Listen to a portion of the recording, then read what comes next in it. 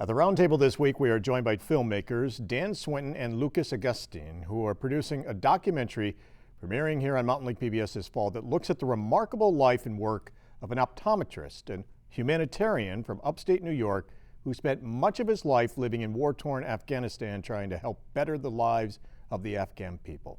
The documentary is titled The Hard Places. Somebody said to me when I first came, "Are you having fun? Because if you're not, go home." Yeah. And that was you. It's me, yeah. So you must be having fun because you're still here. Well, I'm thinking of going home. He was fascinated with the country right from the beginning. When he first went over there, it was a fairly calm place. The novelty wore off within the first year. We were there during the Russian times. We were there in the early 90s when there was anarchy. We were there for 6 years under the Taliban. The place was a disaster. 100 rockets a day was a good day. They didn't leave despite what was happening. None of us understood it. Tom just was out of the box. He thought there were some things worth risking. Started with a real vision to serve the Afghan people. You are transforming their lives. They're going from blind to seeing. I had met this person, this Dr. Tom. Mr. Tom was very special. Almost everyone you meet has what we call Tom stories. Do you mind sharing with us the story from Nuristan? I don't want to talk about it. It was a deeply, deeply shocking event. We had been told that this route was good. Many people said to Tom that it would be better to cancel this trip. The minute the first call failed to come through, she knew something had gone horribly wrong. The leader was an optometrist from New York. A team of 10 medical charity Tom workers. Little was kind of a legend. The Taliban have claimed responsibility. This power to love them is something that they cannot take from me, even if they kill me. Oh, blessed are the patient, meek, who quietly suffer wrong.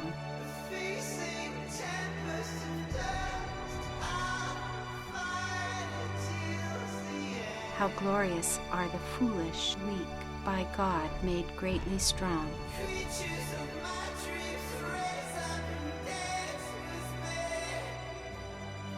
So strong, they take the conqueror's crown and turn the whole world upside down.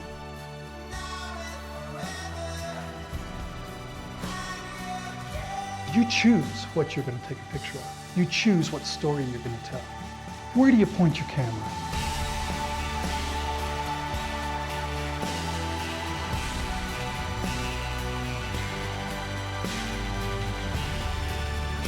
The USA did not need Tom as much as he was needed in Afghanistan. He was a pioneer, he was a visionary. He was able to keep things going when no one else could.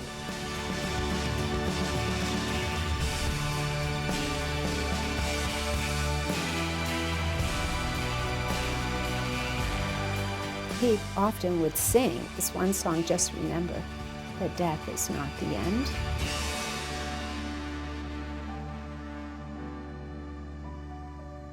Historically, bad people do terrible things to good people.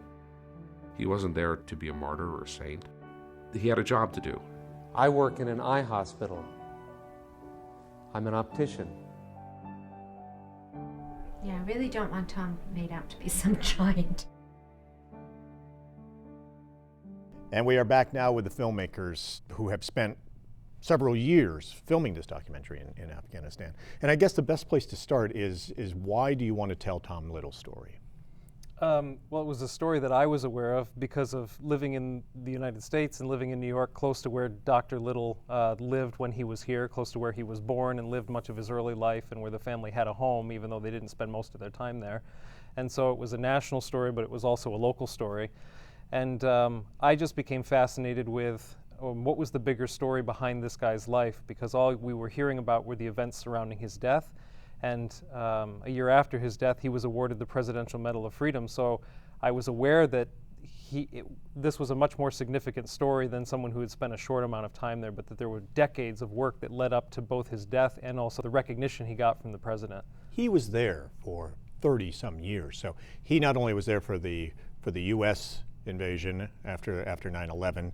He was there for the Civil War, for the era of the Taliban coming in. He was there during the war with Russia way before that. So he was there for a number of the conflicts over the years, working to provide quality eye care to the poorest of people in Afghanistan.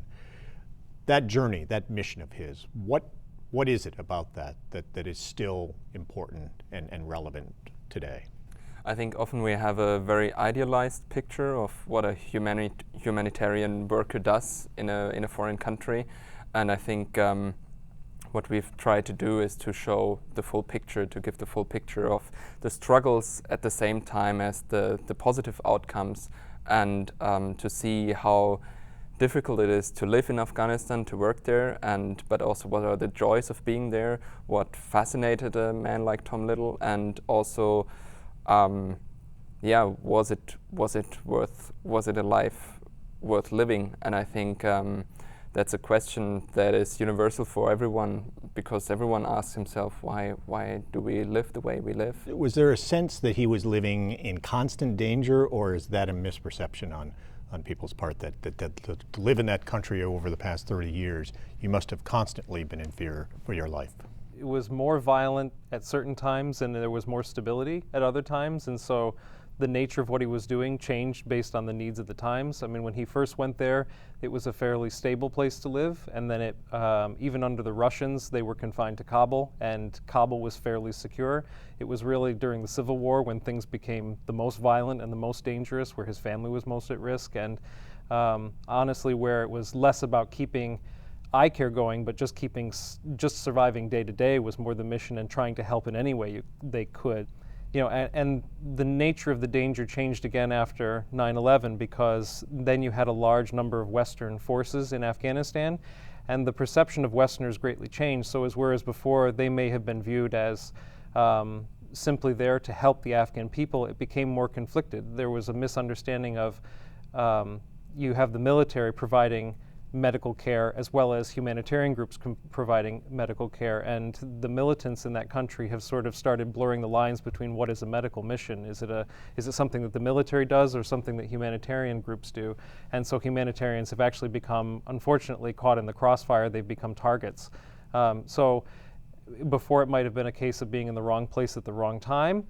Towards the end of his life, Westerners have become more and more an active target, regardless of whether or not they're in a uniform. During the years, was his family, were his colleagues worried? They understood his mission and his work and his passion for it, but were they worried, and through the years, did they encourage him to end his mission, that he had done good work, but that it was time to come home? I don't think there was pressure to leave so much, but I think that he himself, towards the end, was getting older, and he was over 60 years old when he died, and that's a very difficult country to live in.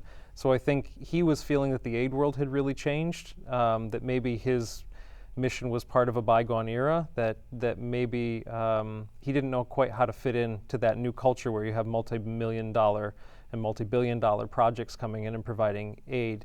And his was more of a sort of small 30-year program that was really run on a shoestring budget, and you know, it's become much more of a bunker mentality, you know, people traveling around in armored vehicles, living in compounds, and that's just not something that he was really used to doing. So I think he was sort of questioning towards the end is where did he fit in this big picture, and you know, was it something he wanted to continue doing, or was it time to come home? Small on a shoestring budget, but did he make a difference? Did his work make a difference there?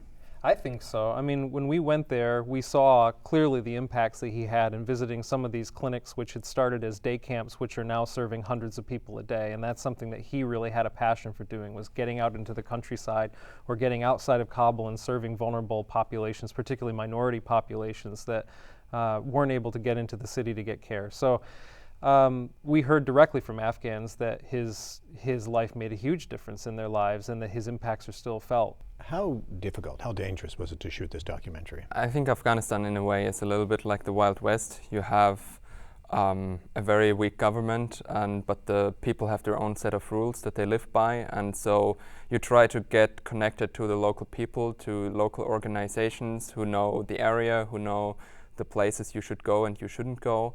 And I think when you stick to them, then you're the safest. There isn't that constant fear. You're not always looking over your shoulder, that constant fear for your safety as you shoot the story.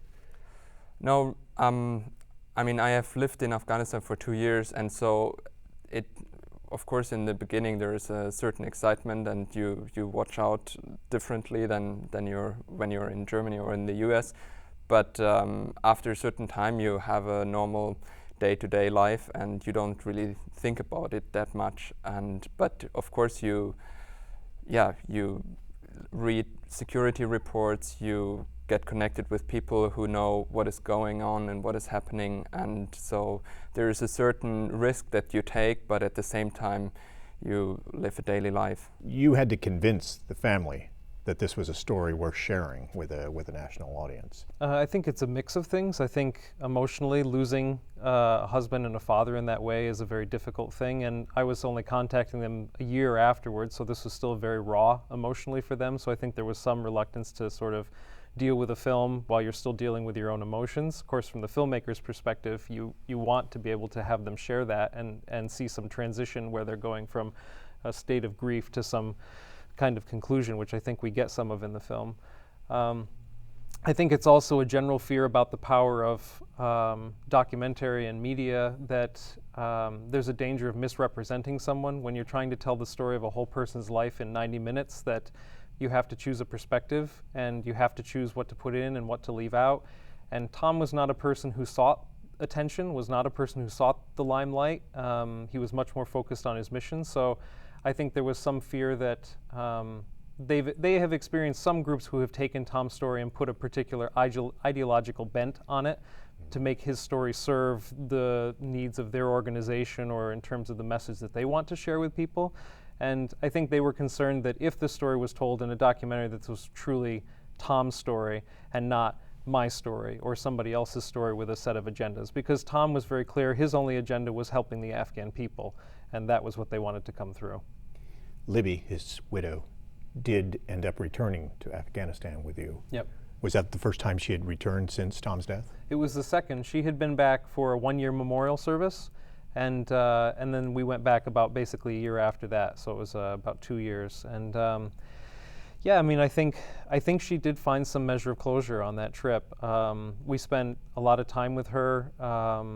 She was really unsure in the beginning whether or not she wanted to do it, and she told us that. I mean, even once she was there, she was just, it was a very emotional experience. And she says this in the film, is that she had to go back to Afghanistan to grieve. And so, whereas she may be more distant from it, and it's easier for her to be sort of composed and emotionally distant from it, once you're back in the sights and the sounds and the smells of that place, it all comes flooding back, and that's very difficult to be experiencing, and then also have a camera pointed in your direction as well. So it was very challenging, but I mean, to her credit, she stuck with it. And you know, what she said when she left, that she felt that in the beginning she was saying, I think I need to come back here regularly. And by the end of the trip, she said, no, I think this is good. I don't think I do need to come back. I might like to someday, but I don't think it's something I need to do in order to experience closure. Their daughters haven't returned to Afghanistan since their father was killed. Not to my knowledge. They both work for humanitarian agencies, and so in a way they're carrying their father's mantle and doing other things. I know one was in Turkey dealing with the Syrian refugee crisis, so in their own way they're also very strong individuals with an interest in serving other people, and I think that was, you know, Tom had this very strong value, and he clearly imparted that on his children. As the project went along, did they embrace the project? Are they happy now that the story's being told, or was this hard for them to revisit all of this?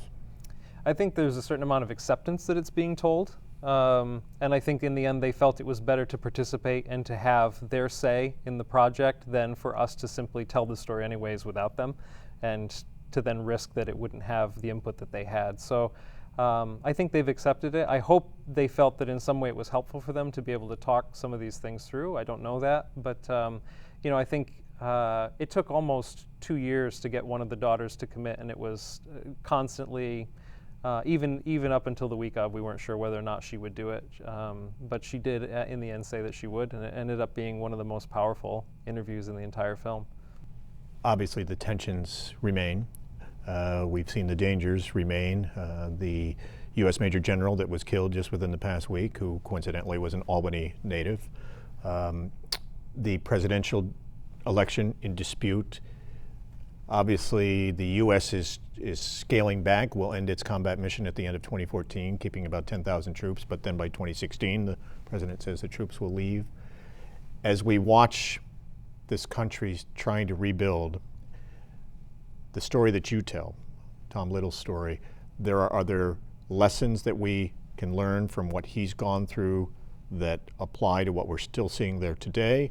Or does the fact that this is constantly a country in turmoil just show that after generations, for humanitarian workers like him, these are just unpredictable settings where there's just probably little hope of having a lasting peace or stability? You know, I don't know. I don't know if Tom Little's story is the exception that proves the rule. I think he was able to have an exceptional impact in that country. I don't know if all the aid that's being applied there is having that same kind of impact. Just in researching the film, I know that there's been a lot of waste in applying the aid there, and so I think there's some question to be had about have we been as effective there as we could be. I mean, I don't know. I don't pretend to be any kind of expert on Afghanistan where I could say I think it's going to go this way or that way. I mean, I only know from the 2 weeks that I was there that there is a sense of optimism among the Afghan people that things can get better. If you talk to your average Afghan, I think they're hopeful. You know, and we actually did interview Dr. Abdullah, who is one of the presidential contenders and who's, you know, in dispute over the ballot counting right now. And, you know, I think that is probably going to continue because there's a lot of tribal influence and a lot of foreign influence from outside the country that's trying to keep Afghanistan in turmoil because it meets a certain political need or agenda that other countries have. So I don't know where it's headed, but I hope that this story can at least be a positive example for what is possible there. Secretary of State John Kerry has been there trying to help broker a power-sharing agreement. And there's optimism that may in fact be the case. When you covered this documentary and shot this documentary for 2 or 3 years, what was the sense among the people there? Was there hope and optimism that eventually someday there would be political stability and that their country would get back to some sort of a sense of normalcy, or were they resigned to the fact that it could be the way it is now for years or decades to come?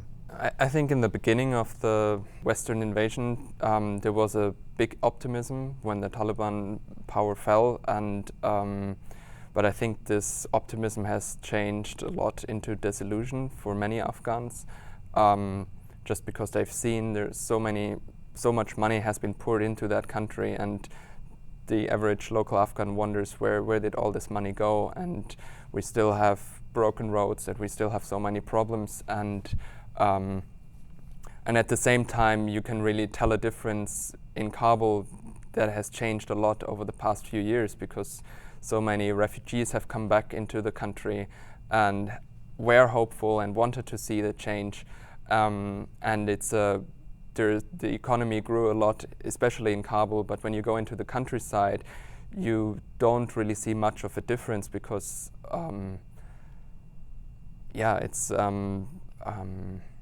I mean, there has been 30 years of war, and to change that in a couple of years is almost impossible.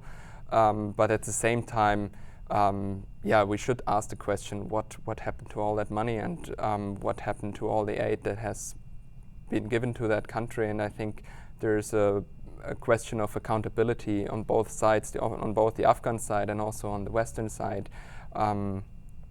And I think many Afghans are in a way still hoping. When you look at the elections that just happened, I mean, all the people that have taken a lot of risk to actually participate in the election, it still shows they haven't given up their country. They still want to see a change, and so I think it's a mixed bag. Sadly, for many of the people that Tom Little tried to help, their lives no better off today than when he was spending all those years trying to assist them.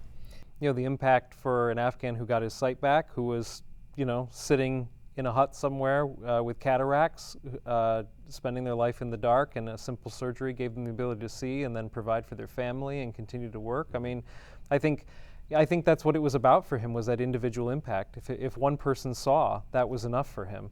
And so and he did that many times over. Oh yeah, and I mean, there were thousands and thousands of people, and the organization that he worked for and supported has seen hundreds of thousands of people over the years. So I mean, I think I think for him, if one person could be helped, then it was worth it. While you were shooting this documentary, you two teamed up on another project just within the past year, traveling to Rwanda and shooting a documentary or working on a project there, taking a look back at the genocide of 20 years ago. I think when we teamed up, we realized that we have similar interests, and it's not so much telling the story about Rwanda or about Afghanistan, but it's about individual people and the human condition that we try to explore. And I think in both Afghanistan and Rwanda, we've seen the extremities of what a human can do to one another, and but at the same time, there is this desire to do something to overcome this past, that pain, that suffering that has caused the things that happened. And I think that's something that fascinates us to see how can humans on the one hand do so many evil things, but at the same time try to overcome and do good. And when you traveled back there 20 years later, what have you found as far as there? How dramatic has the impact of this genocide been on that country? I mean, we're talking anywhere from 500,000 to 1 million people wiped out over a span of a few years.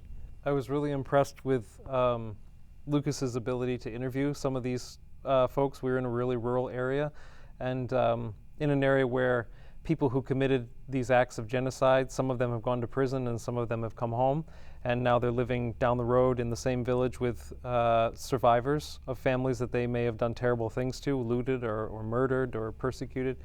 And I just think Lucas was able to really gain the confidence of these people relatively quickly, and was able to really get them to share their thoughts and feelings, particularly in an environment where they didn't receive psychological counseling or even any real reconciliation. It was simply the people went to jail, or they could choose to forgive them, and then life was supposed to continue as it always had. So I think you've seen 20 years of, in many cases, psychological stagnation, and I think what Lucas was trying to do with his story was find stories of people who were making an active attempt to reconcile the past, and in particular there was one organization that he was partnered with that was helping to connect people. Has there been the acknowledgement of what happened there? Is it something that is obvious every day? I mean, obvious other beyond the loss of the family members, but are they still struggling with the implications of this every day?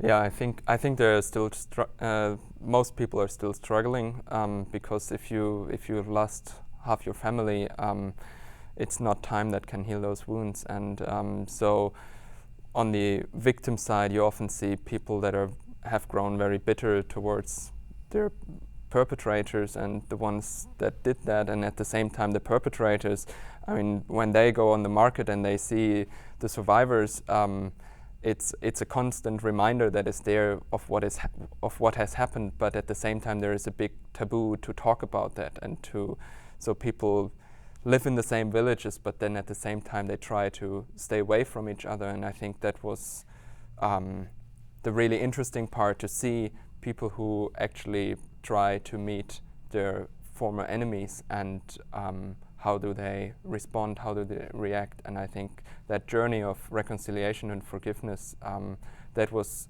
amazing for us to see. And I think in that sense also Rwanda is an example for the rest of the world, because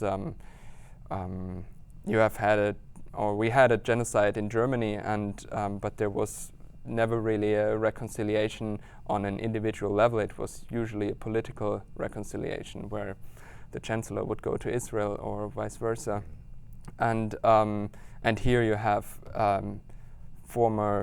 you have survivors and perpetrators living next to each other, meeting each other, and I think that is quite unique. Is there still anger directed not only at the government, but anger and maybe bitterness Does that extend to other countries, including the U.S., that more wasn't done to stop it?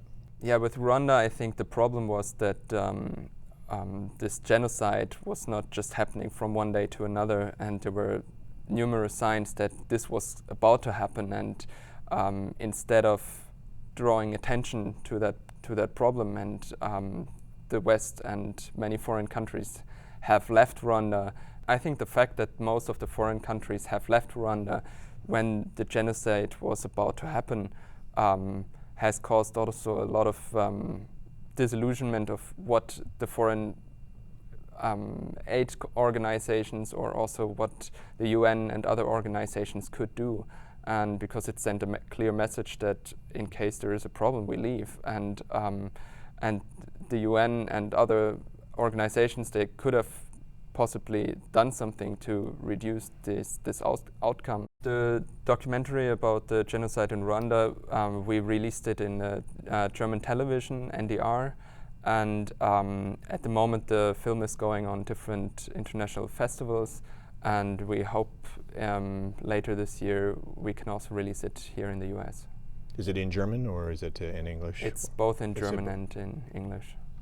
And for The Hard Places, that's premiering this fall here on Mountain Lake PBS. Yep, so we're going to do a premiere in October, and then we'll broadcast the film some point after that. I think one of the great things that these sort of simple questions that these films ask, I mean, it was interesting. I thought between the two that, you know, the story about Tom Little is sort of at the core of it is a very simple question, is how do I love my neighbor as myself? And Tom Little did that in a very extreme way. You know, I mean, he did it in a global sense, but I think the film should at least inspire us to think about how do we view our own neighbors and how do we reach out to people around us. I think Unforgiven Rwanda is similarly another sort of a simple question, is how do I love my enemies?